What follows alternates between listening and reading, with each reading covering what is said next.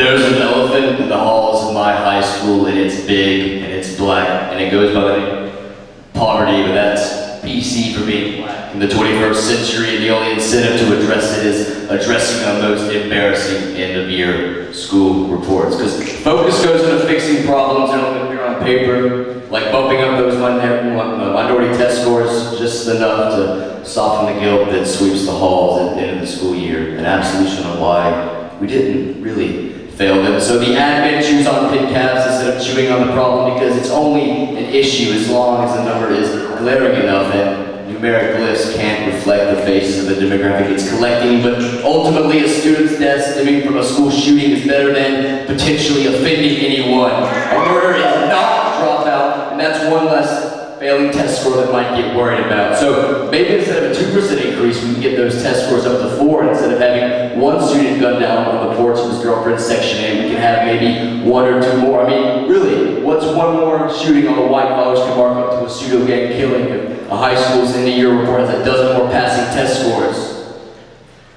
Never mind that Tommy Harrison was an Asheville high school student. Before the city's forensics could wipe off the pool of blood on the stoop where he fell, he got a minute of silence and his name read over the intercom. Now that's the Cougar Requiem. Real talk.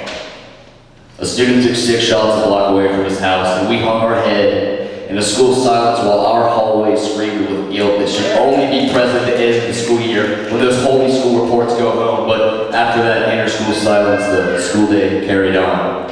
As if those 6 shots that rang out were not out of earshot, stones thrown away from the school entrance when not a single sign was made, card written, or flower dropped for an Asheville high school student 3 months away from graduating. Instead of hosting a memorial service, my school memorialized Tommy the day after his death with 12 police officers posted up around the varsity gym because every black man gunned down must be gang-related. Everyone else must expect retaliation like an eye for an eye, changed the fact that these halls are even emptier.